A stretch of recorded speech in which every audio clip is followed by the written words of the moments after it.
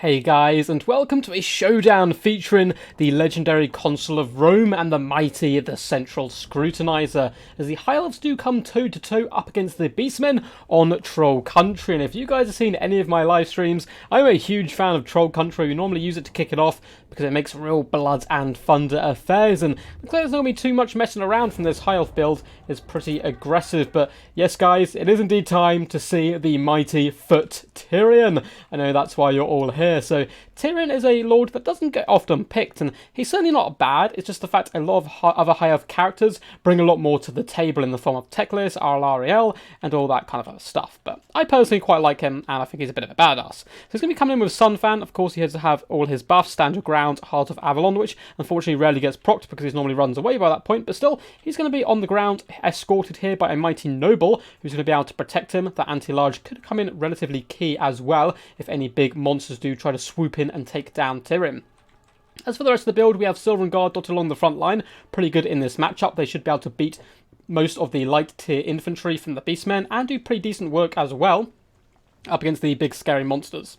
We have double rangers to help clear through that chaff extra quickly, and a nice cav contingent as well on this left hand flank. Illyrian Reaver Archer is going to be supported by some basic Reavers, as well as a Mage of Shadows coming in with Pendulum and Pit of Shades, which is a nice deadly combo. Over on the right hand flank we have more Silver Helms to support, and Illyrian Reaver Archers, or looks like Hells of the Wind in fact, darting their way along. These guys are incredibly fast with 105 speed, but taking a few shots to the face it would seem. We also have the Frostheart Phoenix up in the sky, the kind of unloved brother of the Flame Phoenix. Coming in though with Blizzard Aura, so it is going to be doing a nice debuff to anything around it. And of course it does have a tune to magic, giving it that 12% damage resistance if you have enough magic. But you know, High Elves tend to like use magic quite a lot. Now for the forces of the Beastmen, we do have a cool little Centaur Thronax Corps over here, kind of hiding on the very edge of the map. Can be able to do some good pressure and good mobility as well, as long as they stay away from those Illyrian Reavers. With Ungor Spearheads dotted all the way along the front line with shields, they'd be happy to absorb all that damage from the bowfire. They're cheap, they're cheerful, they're just happy to be here. As you can see, they're roaring and are ready for a good old scrap.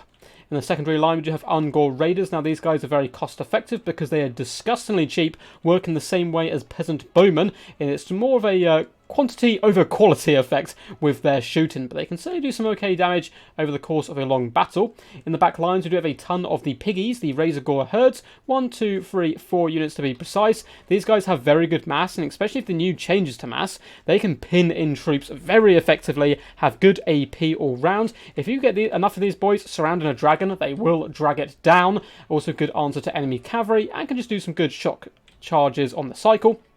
They are incredibly, relatively cheap as well. In the very back, we have the Eye of Morsalib here, which is the regiment of renowned Cygor, looking particularly angry today, as he's going to be Cobian rocks towards those pointy ears, and he's a very good pick here, because of course High Elves can bring a lot of elite infantry, and they just get absolutely hammered down by artillery, and he's basically an artillery piece. He also has Soul Eater and Warp Gaze, so he should be able to pin in an enemy unit. And to round out the build, we have a Brave Shaman of Death, coming with Spirit Leech and Fate Buna. And of course, Morgur the Shadow Gave, the pretty much, almost always picked Beastman Lord. He's just by far the most competitive. There's been some nice changes to Kazarak, but still, this guy comes out on top. Stave of Ruinous Corruption, as well as Spirit Essence of Chaos, means he's going to be bringing those lovely Chaos Spawn to the field. And I don't even think that Morgur's like that overpowered. I just think he's just all the other Beastmen Lords are even worse, basically. So those rocks are being launched forward, aiming so far at the Heralds of the Wind. Silver and Guard, though, do march alongside their mighty Lord Tyrion, the Prince of Ulthuan, charging gloriously in. I have no idea how he doesn't have fire damage on that sword, but apparently he doesn't. Maybe it's just a effect here. He comes in and starts ripping and tearing these Ungor Spearheads apart, and the Ungor Spearheads not going to be having the best of days, especially over here, where Rangers will cut them to ribbons with those dual-wielding swords. Got some pretty cool animations. I wish they'd do some more rolls and stuff, but still very cool stuff. And we can see Tyrion is quite happy in the middle portion there. Frostheart Phoenix has darted down to help clear out the chaff quickly. You can see he's really trying to focus down the front line as much as possible to allow him to then flood through into the back lines. Frostheart Phoenix does countercharge some Razorgore herds, but this is a dangerous situation, and I spoke about this earlier. With enough of these piggies surrounding the Frostheart, it will start to take pretty huge damage, and you can see it is getting absolutely tanked. But in comes Tyrion to the rescue with that Noble in support, and they'll be able to carve open these pigs with deadly efficiency. Good stuff there. In the back lines, one unit of Ungor Spearheads is keeping the Ellyrian Reaver archers busy, which is really good play by the Beastmen there. Although if Big Fat Sunfang does come down the Ungor Raiders, it doesn't actually kill any models, just doing a lot of HP damage, which is a little bit worrying because they're still going to have the exact same damage output. But a Pendulum is swooping in, and that's more like it, doing some massive damage to the Ungor Raiders and probably going to break them off the field here. Looks like we have a couple of units of Sentinels, although the Throne Axes ones, who have decided to pull back after initially doing some nice damage to the Frostheart. And over on the far flank, that Brave Shaman will definitely need to be cycling a little bit more. He's kind of been stuck in up against these Rangers, but he's doing some nice work all round. And it looks like the piggies unfortunately did jump into Silver and Guard, who are quite capable with their mighty shield walls to pick these pigs apart. Is this a Pit of Shades coming down with the Ungors? Awesome! So we do have the Pit of Shades come in, probably because he's waiting for the Pendulum cooldown to come into effect, but he needs to take down the archers as quickly as possible because it's not relatively cost effective, but it is a good way of getting them off the field, and sometimes you need to do what you need to do. Rangers do come in for a charge on the Ungors, going to be carving them up so quickly. You can see that health just dropping. Especially unsupported, these guys will be deleted. Heralds of the Winds haven't done too much so far. Actually, they've used up a lot of their ammunition, so maybe they've had some good value. Let's have a quick little look. No, they haven't. They've been basically just picking on Ungors, unfortunately. In comes the Mage of Shadow as well, who's getting a little bit into dangerous territory here, as the Pigs, Brave Shaman and Morgu do come face around. And over here, nice cycle charge with Centaurs has managed to break the Rangers on the left-hand side. One thing that is going very well, however, for the High Elves is the Tyrion, the Foot Tyrion, which is surprising. Alongside of the Noble, he's an absolute stalwart character here with the Silver and Guard, forcing back these Chaos Summons, doing some pretty nice damage all round. And Consul Rome doing a really fantastic job of keeping these guys nice and tight and compact, helping each other out. And there's not much the Beastmen can throw at this little blob right here. That's going to be able to drag them down at least quickly. Spirit Leech does hit the Noble, trying to drag him away, and it looks like Morgan the Shadowgate is going to be running away from this hero core, doesn't want to tussle with them at least for too long. Brave Shaman trying to do some charges in the front, but the Silver and Guard of that spear wall really kind of just halted him in place. Going to be poking him apart now, not going to be having the best day. Looks like Morga has been allowed to be caught as well. Hellspawn are here to protect, and they're kind of distracting Tyrion, who's getting involved, leaving his Noble to fight Morgan. This is a rookie move, Tyrion. You know in the movies, if you let your apprentice fight the main baddie, the apprentice will suffer. But it looks like Noble is just about going to survive here, although he may well break. Heralds of the Wind darting into the back line here, coming in for a big thunderous charge on to the Razorgores here, and on the charge, they don't have the worst stats, especially because they're coming with that whopping thunderous speed. Maybe be able to pin in a few of these units for a Pendulum or something, but they don't want to stay in that engagement for too long. However, the Silver and Guard core is doing fantastic work, slowly pushing their way through this Beastmen force. The Noble is getting incredibly low though. Big Pendulum down in the back line is going to clear up another unit of Ungor Raiders, and on the left hand side, things are going a bit better for the High Elves, really breaking through with a 3/4 health unit of Silver and Guard. Is some scary stuff for the Beastmen. Ellyrian Reavers have been forced off, however, and it's a very tight battle. Balance power currently is in favour of the Beastmen, however, they still just about have the numbers, but do they have the quality? Sentinel Throne Axes are now charging into the Rangers, which is a good idea. These guys don't have anti-large, so cycle charging them down would be much better than cycle charging down the Silver and Guard with that tighter formation, which really cavalry can struggle to break through.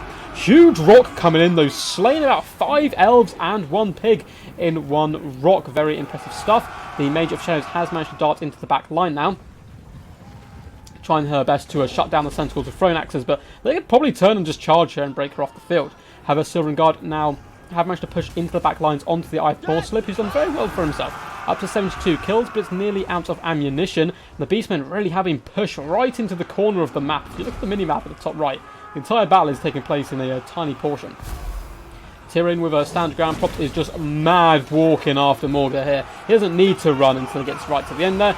But as he reaches Morga, in comes the Brave Shaman, the ultimate bodyguard, shoving Tyrion back and trying to drive him away from the almighty Morga. And it looks like the Eye of Morslip wants in on the action. A big rock comes thundering down Tyrion's head, but he's undeterred. He's going to continue to walk forward and start slapping up that Brave Shaman where possible.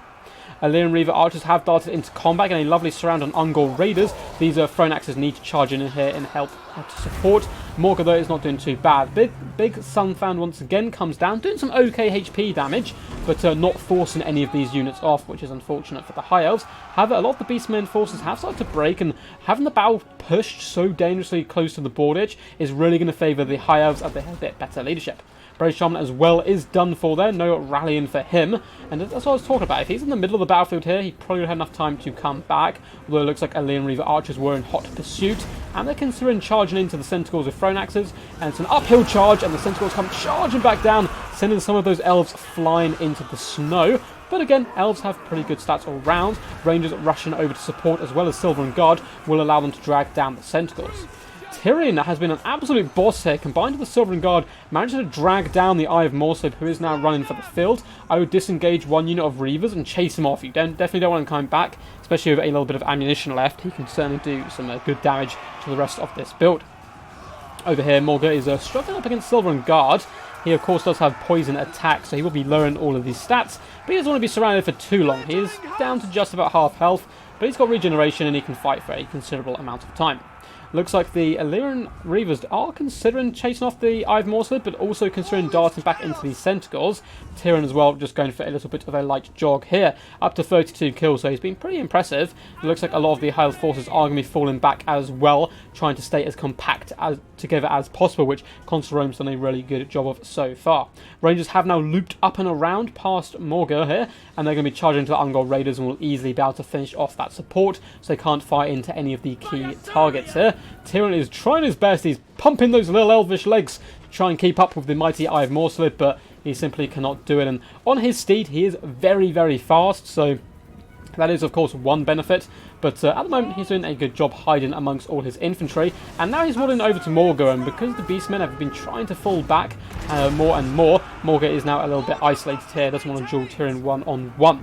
Big rock throws are coming in. If he can catch these Silver and Guard, break them down enough that cycle charging from the Centaurs can break them, there's still a hope left for the Beastmen, but it looks like he may actually be going after Tyrion, which I think is a bit of a mistake, although Tyrion as well does have half Avalon left at the end if he needs it. Warp Gaze is going to pin him in place.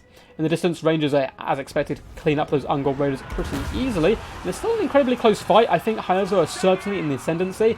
If the Eye of Morslib runs out of ammunition here, I don't think there's any way to kill this many Silver and Guard plus Tyrion, especially if that heart pops off and he does get that lovely amount of regen. But he's going to be continuing to waddle after Morga here, trying to push his way through, slicing at his own elves in desperation to hunt down the foul beast. And he may just catch his prey here, although there is a decent amount of Silver and Guard kind of in between the two. He's going to decide instead to go after the Eye of Morslib, and Tyrion may not have anti-large, but he is still a punches like an absolute truck, so he hacks a limb away from the Cygor, and it looks like the forces of the Beastmen do shatter there. So an incredibly close game and a very Pyrrhic victory for the High Elves. They may have won the day, but there will be no songs of glory in their camp, as they won't have much of a camp left, almost dead to the last elf, only 188 remaining. But very well played to both Consul of Rome and the Central Scrutinizer. Hope you guys enjoyed this replay. If you did, feel free to give the video a big old thumbs up and subscribe for more Total War Warhammer content. Anyway, now for a tiny bit of analysis. How did our boy Foot Tyrion do?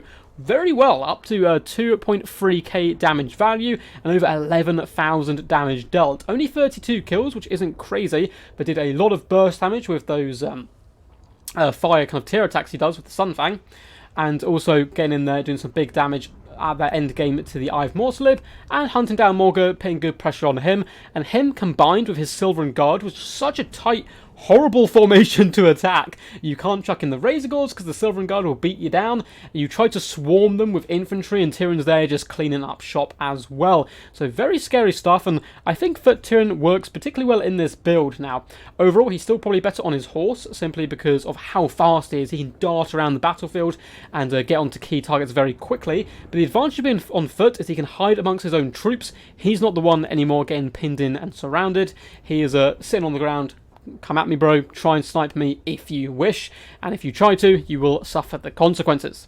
The Mage of Shadows did some good damage as well, over 1,000 damage value, some pretty key pendulums and pit of shades to help clear off the Archer Corps, and all round the basic High Elf troops did some good work. Silver and Guard, we spoke about them early on.